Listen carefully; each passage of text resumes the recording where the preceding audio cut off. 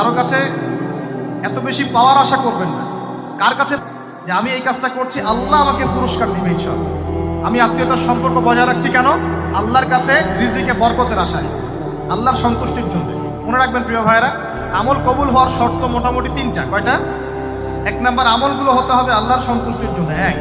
2 number, আমলটা হতে হবে রাসূলুল্লাহ সাল্লাল্লাহু আলাইহি ওয়াসাল্লামের পদ্ধতিতে, অন্য কারো পদ্ধতিতে নয়। 3 নাম্বার, আমলটা করার জন্যে আপনার রিজিকটা হতে হবে হালাল।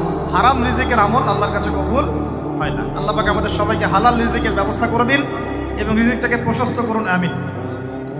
তো রিজিক লেখা হয়ে গেছে 2। 3 নাম্বার লেখা হয়ে গেছে এ ব্যক্তি কি কি কাজ করবে দুনিয়ায়, এ ব্যক্তি দুনিয়ায় কি কি কাজ করবে সব লেখা হয়ে গেছে।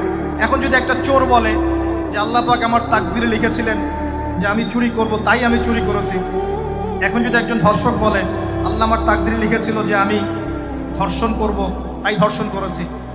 এখন যদি যারা এই জনগণের কিছু সম্পদ আত্মসাৎ করে খেয়ে ফেলছে তারা যদি বলে আল্লাহ তাকদিরে লিখছিলেন জন্যই দুর্নীতি করেছি, তাহলে কথাটা কি হবে? গ্রহণযোগ্য হবে?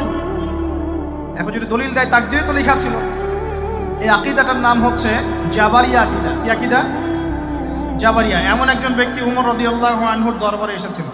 চোর চুরি করেছে, ধরা পড়েছে। উমর রাদিয়াল্লাহু আনহু বলেছেন হাত কেটে ফেলো। তখন সে বলছে যে আমার হাত তো কাটা যাবে না।